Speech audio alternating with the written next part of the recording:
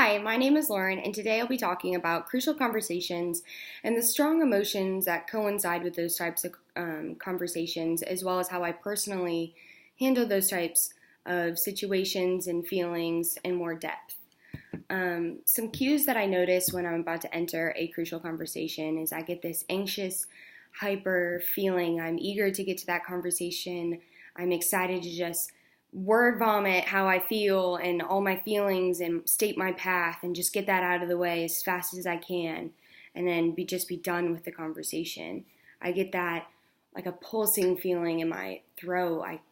It's like this horrible heartbeat that just makes everything worse and just one more reason why I jump into that conversation really fast.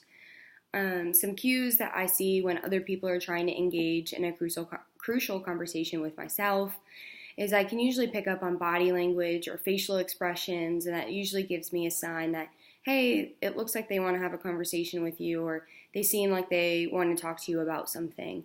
And so then I can kind of ease my way into that conversation with that individual. An example of a crucial conversation that I've had in the past is actually my junior year. I was playing soccer, and unfortunately I wasn't getting a lot of playing time. And I thought that I was doing great at practice. I was showing up early, leaving late. I was helping pick up all the balls. I was doing great in drills. I was trying to be a leader on the team, and I just seemed to not be rewarded for that. And I was frustrated and angry. And so I realized that I needed to have a conversation with my coach and ask for more playing time. I was extremely nervous and frustrated and upset, but also excited about possibly getting more time. And I was really nervous that my coach would lose respect for me or potentially bench me and not give me any playing time by confronting him. So the stakes were very high for me. Luckily, the conversation went well, and I was ultimately granted more playing time. I just wasn't performing the way my coach thought I was supposed to be or what I could have done for the team. But for the second aspect of this conversation, I was asked to complete the assessment at the end of chapter 4, stating what your style under stress test is. And some of my results were the first section entitled, How Often Do You Move Towards Silence? I scored a 0 in masking, a 0 in avoiding, and a 1 in withdrawal. The second little section entitled, How Often Do You Move Towards Violence? I scored a 1 in controlling, a 2 in labeling, and a 1 in attacking. And then for the last section entitled, Crucial Conversation Scores, which is scored on a 1 to 3 scale, was a number 2 in State My Path, State My Path, a 3 in Explore Others' Paths, 1 in Move to Action, 3, Start with Heart, 2, Learn to Look, 3, Make It Safe, and 3, Mastering My Stories. After reviewing these scores and being able to reflect on them, I'm very disappointed in the section about violence.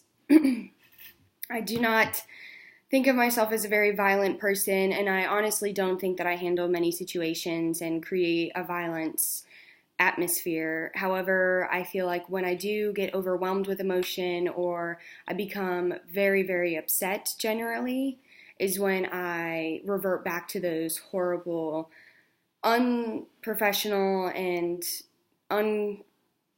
unacceptable, horrible leadership skills, which is something that I've been trying to improve on, and I will continue to try and improve on because that is vital when being an effective and efficient leader. Third, I was asked to answer a set of questions that were at the end of chapter 6, and those are regarding how, when experiencing strong emotion, do I think about my feelings or do I articulate those feelings? Well, unfortunately, I feel like I understand and I feel when strong emotions are coming, but until I'm out of that situation of feeling those strong emotions, I am unable to really articulate or know how I'm feeling. I need to be in private, be by myself, and just process what all went down and realize what I'm feeling. Because in the moment, I don't know if I black out or I just go into la la land, but I just don't recognize my feelings. But I would say that my vocabulary is really good at articulating how I feel. I'm very talkative and I'm full of emotion. However, when I am upset or I'm very mad, I have a very hard time articulating how I feel. The only way I can describe it is I feel red. I feel the color red, which sounds so crazy, but that's the only way I can really describe how I'm feeling when I'm upset, and that's just not acceptable. That's poor vocabulary. The second question was, do I talk openly with others about my feelings? Yes, of course. It's the only way I can process life. My mom has been so great, especially when I moved away to Kentucky for school. I just needed someone to constantly be there and just allow me to tell them about my whole day and stuff that was bothering me or stuff that made me happy, because it's the only way that I can truly process my life and what I'm going through. It just feels so much better to get it off my chest and then take a step back, look at it, and figure out the next step for possible solutions to my problems. And thirdly, it asks, in doing so, is your vocabulary robust and accurate? Well, if I had to give a scale out of 1 to 10, I would give myself an 8. I feel like I'm very good at articulating how I feel when I'm happy, excited, but when it comes to upset or mad, I can't do it. So I have to dock myself a few points on that one. But lastly, crucial conversations is something that everyone has to do, and not all of them go well. And unfortunately, recently I had to engage in a crucial conversation with my 3 other roommates. We were in a little bit of a dish war. My other 2 roommates and I were upset with my roommate Bridget because we thought that it was her turn to do the dishes and that she wasn't pulling her weight. And unfortunately, she thought that she was pulling her weight and that we were not pulling ours.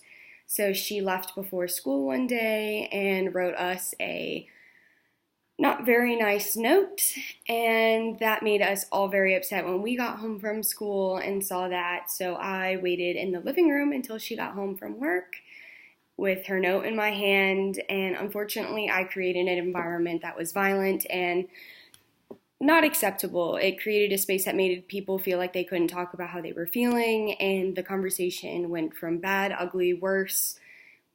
Eventually, we got to a point where we could talk it out, find a solution, and be okay at the end. But if I would have entered that conversation in a better, more respectful manner, I could have avoided those hours of conversation and would have lowered tension in the room and would have been so much more comfortable for all of us.